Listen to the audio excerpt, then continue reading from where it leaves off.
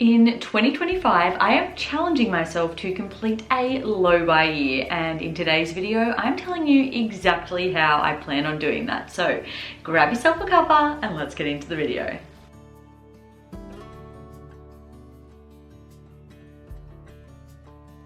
Let's start off with no buy versus low buy. Is there a difference, and which one is right for you? Yes, there is. As you can imagine by their titles, a no buy is certainly a more restrictive system, lifestyle, challenge, whatever you will. Whereas with a low buy, there is definitely a little bit more wriggle room.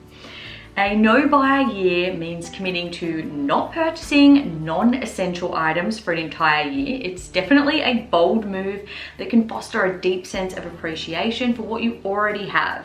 Imagine the impact of not buying clothes, gadgets, or even coffee. It forces you to focus on creativity and resourcefulness, embracing what's already in your closet or pantry. On the other hand, a low buy year allows for some flexibility. You set a budget for essentials while consciously reducing your overall spending. The method can ease anxiety by allowing treats while still promoting more mindful choices and prioritizing needs over wants.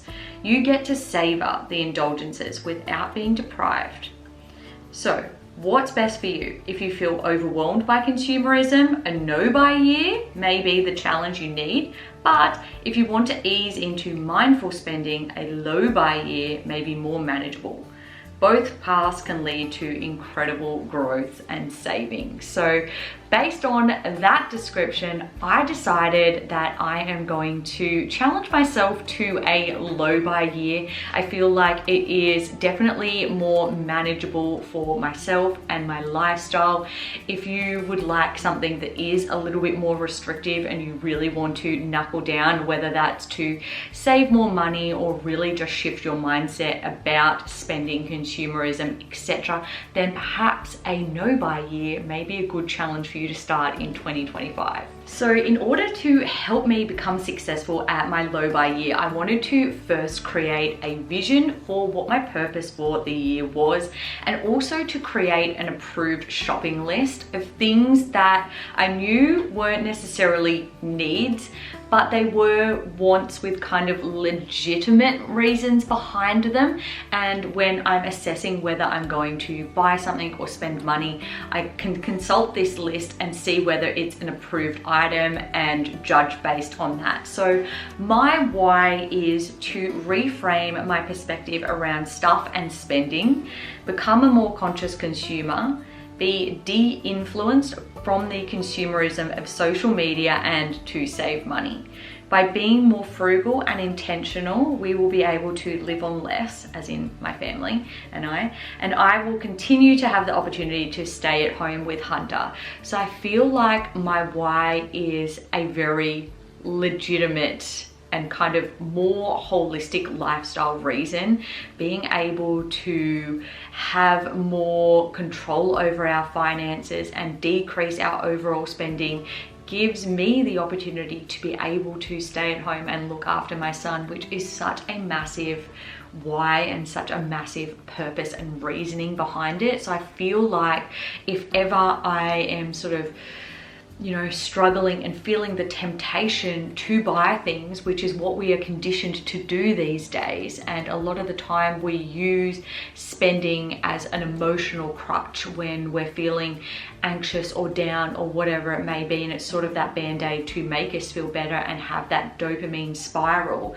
I can come back to my why and I can remember that I'm actually doing this for a bigger purpose and reason. And that's to be able to have the lifestyle that I want, being a stay-at-home mum for my son. So I feel like you need that big enough reason, and if it's not a big enough reason for you to do anything, whether it's to get fit, lose weight, spend money, not spend money, sorry, any of those things, if it's not like a big enough thing that is driving you forward, it's not going to sustain you throughout that process. So for me, I feel like this is just something that I can come back to time and time again to reframe my perspective if ever I'm feeling influenced by, you know, people or social media or just my own overwhelming emotions. I can come back to that why and sort of reset and reframe. So then what I have done is I've made 3 categories, and obviously as I'm going throughout the year, things may come up that I hadn't anticipated or thought about, and I will really need to come back to the why and sort of judge it from there. But just based on what I know I might want or need throughout the year, these are my 3 categories and the things that I have approved. So my first category is home. And the things that I have approved for myself to purchase for the home are, I would like to buy some curtains for the living / dining room area. We've got 2 big sliding doors there, which I would love to be able to just look out on a gorgeous backyard at one point. But during the winter time and even during hot days, obviously those massive windows let in a lot of light, let in and out a lot of heat. So having some curtains there on a track would be fantastic. And unfortunately that will also mean that I will need to replace the 2 curtains that I've got in the living room, because obviously I won't be able to get the exact same material, and I do want it to look consistent throughout, but hopefully I can find a new home to give those to. I would also like to buy a bookcase for Hunter's room. We have like a growing library of books for Hunter, and that is one thing that I do not feel bad about purchasing for my child, because I love reading and I really want to instill that in him, not only for his creativity and imagination, but also for, you know, the literacy that promotes as well. So I would like to have a library where I can store and display those. He doesn't have many toys, but I would like to be able to have some stored there, kind of as a bit of a rotational system. We will need to do some internal and external painting, so I'd like to buy some paint for that. I have put on there, can replace any electronics or appliances that break down, and I'm going to like knock on wood that does not even need to happen. But my washing machine and my fridge are like over 10 years old and they're doing quite well, and I'd like them to stay that way. But if for whatever reason they sadly cark it during this year, I'm clearly going to have to replace them. And then the last thing I have on home is all landscaping or outdoors things. Obviously we have lots to do in both the back and the front yard, and that's going to require drainage, dirt, grass, plants, I don't know, lots of other things that Dave is aware of that I don't know about, that is building related and whatever. We're obviously going to need to direct like a lot of finances towards that this year. That's a big goal of both mine and Dave's, to get the yard sorted. So clearly I'm going to have to spend money to do that and buy things. My next category is family, obviously birthday presents, or like if it's an anniversary, mine and Dave's anniversary, or like Father's Day, Mother's Day, etc. I would like to buy a gift for someone. Ideally, I really enjoy, instead of buying an actual present, unless I know of something that I can specifically get that person that they want and need, I do like just taking people out for breakfast, lunch or dinner. I feel like a lot of the time we don't treat ourselves to those things, so it's nice when someone else wants to do that for us. Like I recently, well not recently, it was a while ago now, took my sister out for breakfast as a belated birthday present for her, because she could not think of anything else that she wanted, and I hate buying things for the sake of it. So I would rather invest in experiences if necessary. Obviously clothes for Hunter. He is a small human but growing rapidly, and it's like every season he's probably going to need just a few things. If I can just be intentional about those things and sort of look ahead and think about, you know, what size he might be in a particular season, I can maybe get things when they're on sale so that I am getting them at a more reasonable price. But the kid needs to wear clothes, so I'm going to have to buy him some this year. And the last thing I have in family is experiences. I have on my 2025 goals that I'd really like to do some family holidays this year. Nothing big, like probably just staying in our state. But I would love to kind of delve into that a little bit more. In 2024, I was like very anxious about venturing out too far, just like what that would mean for Hunter and whether he would be able to, you know, handle being in the car for long periods of time or whatever it may be. And, you know, I'm now starting to grow in my confidence and get a little bit more of a routine, and I'd like to start venturing out a bit more. So some family holidays would be great. And even if it's just like family outings or day trips, I think experiences are so underrated in today's society where people are just buying and filling their house with like crap.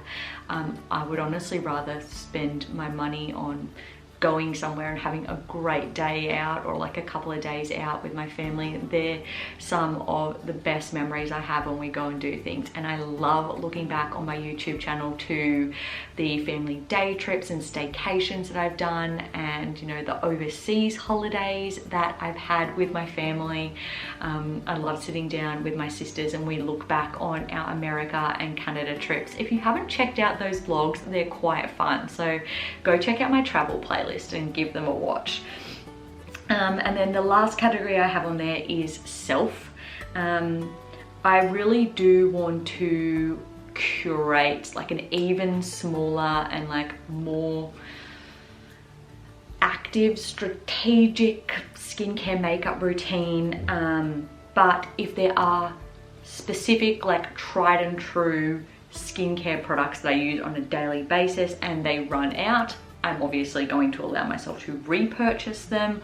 Or if I don't like, not that I don't like that particular brand, but if I want to try and find something like a little bit better, I can, you know, spend that time to hunt around and really find something that's going to suit me. I would also like to buy, this is two clothing items essentially. One is a one-piece swimsuit. Obviously we live very close to the water. I've been loving going for swims with Hunter. I did buy myself 2 pairs of swimmers earlier in the season, and I've been getting heaps of use out of those, but we've also been doing swimming lessons as well. So I would just like a one piece just to keep things together while we're doing swimming lessons, because it's a very active experience with it lifting and things. Okay, all right, you get that. And also, you know, just sometimes you just feel like a one piece, all right? As a woman, sometimes you just feel like a one piece. Sometimes it's just necessary. So that, and speaking of womanly things, I would like to purchase some more period undies. I feel like I have a couple of pairs. They are fantastic, and I would definitely like to delve into more sustainable options for like everything this year, and that's just an easy thing that I can do. Like, instead of buying sanitary products, I could buy these period undies and constantly reusing them. So I feel like that is a worthwhile investment, just both for my finances but then also for the planet. And then, you know, I love books, all right? I don't know that I can not buy any books this year. I love reading, all right? Don't take that from me, guys. I'm not gonna take that from me. Don't take that from me, all right? But I want to be intentional, obviously, with my book choices, and I don't want to regret buying a certain book, which sometimes I have. So I'm going to be very strategic about the books that I select. We're not like going out and just buying anything on a whim, but I do have a lot of books on my Amazon wish list that have been there for a significant period of time. So if it is on my Amazon wish list, if I have, you know, read the reviews, read the ratings, and I feel like, you know, other people have rated it well, and based on the synopsis I'm going to like it, then I will permit myself to buy it. But obviously I've been loving the library and I'm going to continue to use that service. But there are a lot of books, particularly non-fiction and particularly Christian books, that I cannot access via my local libraries that I would like to read for my own personal development. So I'm going to allow that, and I'm also going to allow myself one out-of-home coffee per week. A lot of the times, like, I might have mother's group or rhyme time at the library, or I might be meeting up with a friend, and I don't want to like wholly restrict myself and say, no Carly, you can't even have like meals or coffees out, that's frivolous. Granted, the price of coffee out these days is just, okay, it's astronomical, and it's certainly a lot cheaper for me to make my own at home. But I'm gonna give myself one coffee per week, and I can be intentional and strategic about when and where and with whom that is. And that is my low buy approved shopping list. Obviously, if I think of things that are like wholly necessary throughout the year, as I said, I can come back to it and I can reevaluate, but that's what we're doing with so far. If you are going to undertake a low buy year in 2025 yourself, I would love to know what are some things on your approved shopping list. Obviously, this is highly personal and it's going to differ from individual to individual based on your like circumstances, family, values, etc. This is very much aligned to my lifestyle, what I value, and I guess my family situation, but I would love to know what is on your list. Thank you guys so much for hanging out with me today. I'm so excited to undertake this low buy and really see what 2025 has to offer, and the learning and growth, hopefully, that will come from this experience. If you like this video, make sure to give it a thumbs up and don't forget to subscribe. Not only do I upload new videos every single week, but obviously I'm going to be taking you guys through the entire experience of my low buy throughout the year. So what I have been buying, how much I've been spending each month, my budget, frugal living tips, you know, all of those different good things. So stay tuned for all of that. With that being said, I hope you guys have a fantastic rest of your week, and I'll see you all in the next video. Bye guys.